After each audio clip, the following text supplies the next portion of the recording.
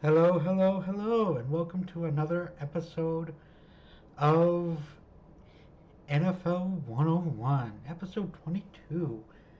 Uh, yeah, episode 22. So, in this episode, we're gonna step back from the NFL as a league a little bit, and we're gonna talk about the what role the media plays in the league. Um, as as a whole. So the biggest role the sports media has in the league is storylines.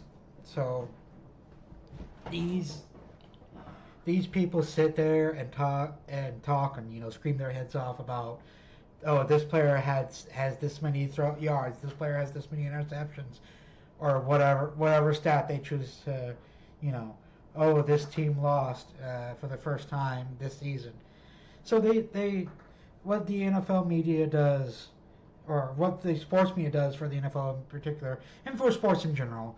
Yeah, this is in wider for wider sports in general, is that they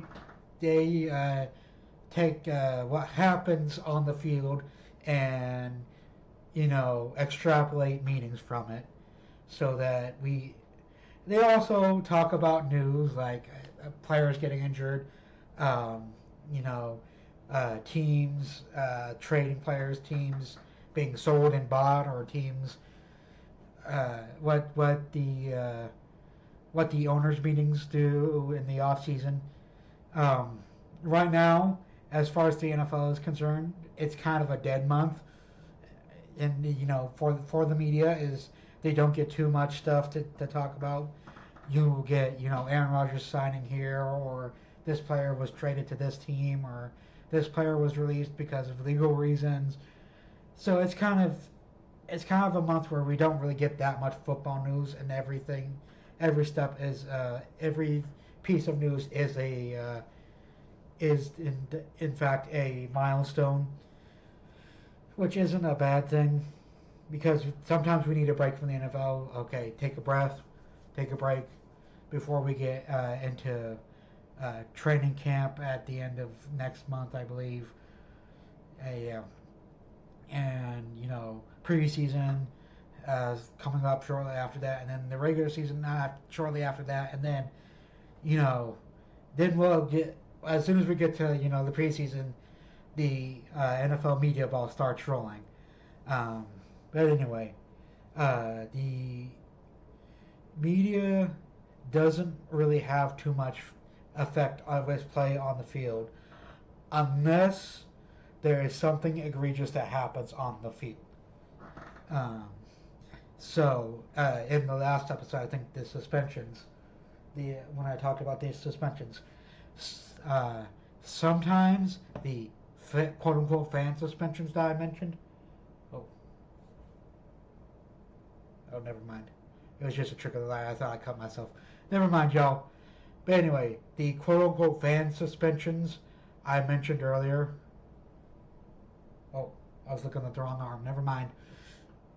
Anyway, the quote unquote fan suspensions that I mentioned last episode, as I repeat myself 3 times because I was looking at something on my arm, um, they can be spurred on by the media. You know, of hey, the NFL can look and say, hey, I'm gonna use Deshaun Watson as an example. Hey, this Deshaun Watson situation is getting headlines in the media, not just sports media, but in the media in general. Let's do something about it. So fan suspensions can get legitimized by the sports media. Um, Also, the sports media does. The sports media can do record predictions for certain teams. For every team, really. They can do they do record predictions. They do stat predictions for certain players. They do uh, other kinds of predictions. Who's going to be in the playoffs, who's not going to be in the playoffs, who's going to win the Super Bowl. They do predictions who's going to win certain awards. They do all those kinds of predictions. Um, Take those with a grain of salt because, again, these are just for any time. And me and Nathan have said this on the podcast when we try to predict the NFL season. Anytime someone says, I predict that this team will do this thing this season, take that with a grain of salt because that doesn't mean that team will definitely do that thing that season, that upcoming season, or not. And that goes for all the sports. But anyway, uh, you know, and that's really it about the NFL media. They are the media in relation to the NFL. Again, um, actually, or at least nowadays. Let me talk about some of the history of the media in the NFL. So, you know, it's amazing to see how the media has progressed from going to, back in the day of black and white TV, watching, my granddad and my great grandparents watching people like players like Roger Staubach play, to my granddad.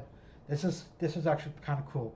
For the longest time, my granddad in his attic, he had a, an old film cartridge of the Chiefs Super Bowl 54 win. So that's pretty cool. Um, and that was colored, and that was color TV. To now, there are 45 different cameras that will all be pointed to Taylor Swift because she happens to be at a football game. Yes, I'm a Chiefs fan. Yes, it bothers me too. Or it used to bother me. I don't really care about it now. Anyway, that's really the extent of the NFL's relationship with the media. Y'all have a good day.